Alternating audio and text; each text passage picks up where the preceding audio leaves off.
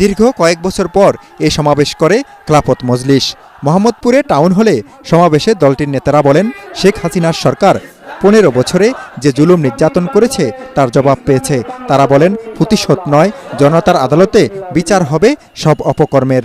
এই জালেম স্বৈরাচার সরকার বিগত 16 বছরে 2013 সালের শাপলা চত্বরে হাজার হাজার আলেমকে গুলি করে হত্যা করেছে।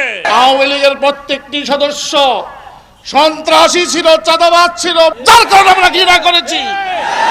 কিন্তু এর অর্থ নতুন করে সুলুম পাল্টিয়ে আবার কেউ আবার ওইখানে সন্ত্রাসী করবে, চাঁদাবাজি করবে, নাই লুবি হবে, আর আমরা তাকে দেখবো, তা হবে না। বক্তারা বলেন, ইসলামের বিরুদ্ধে দাঁড়িয়ে অতীতে কেউ টিকে থাকতে পারেনি, ভবিষ্যতেও পারবে না। আওয়ামী জালেম সরকার আল্লাহ তাদেরকে 15 বছর পর্যন্ত সুযোগ দিয়েছেন তওবা করে জুলুমের পথ থেকে ফিরে আসার। তারা তওবা করার তাদের সৌভাগ্য হয় নাই। আল্লাহ রাব্বুল আলামিন তাদেরকে পাকড়াও করেছে। ইন্না বাতশা রাব্বিকা লাশাদীদ।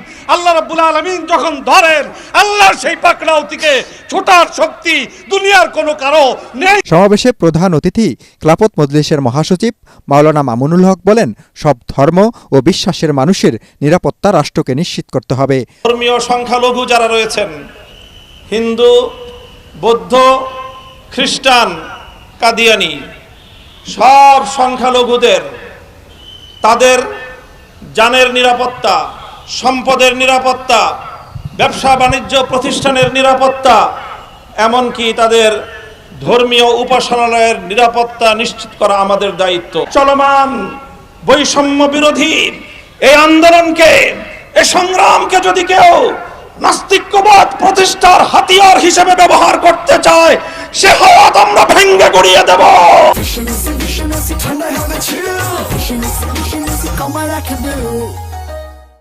ঢাকা উত্তর সিটি কর্পোরেশনের কাউন্সিলর শফিকুল ইসলাম সেন্টু সহ স্থানীয় আলেম ওলামারা সমাবেশে অংশ নেন।